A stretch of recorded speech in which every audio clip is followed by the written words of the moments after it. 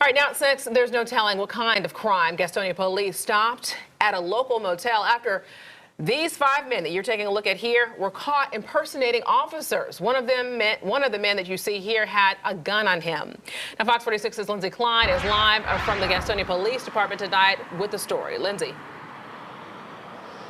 Yeah, and this is the perfect showing of the see something, say something philosophy. Someone staying at the motel heard these 5 men knocking on doors, claiming they were police officers, and knew that something just didn't seem quite right. So she called the real officers to come investigate.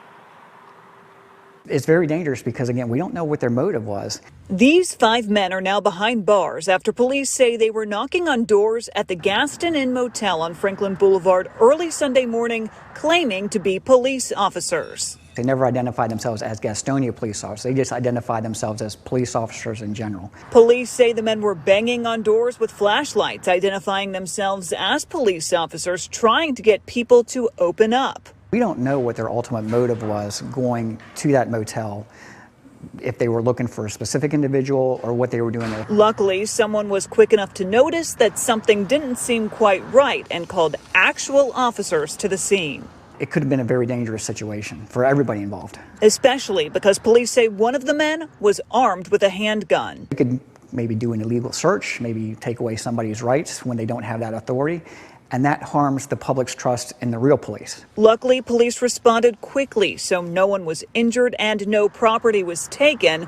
But this serves as a good lesson to always be on alert. We don't know what we prevented.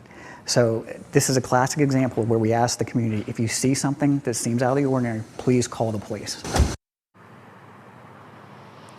And Gastonia Police tell us any legitimate police officer will show a badge or have some kind of identifiable marking that they can show to show they are legitimate. And if you ever have a question about whether or not someone is actually an officer, you can also always call 911 to verify.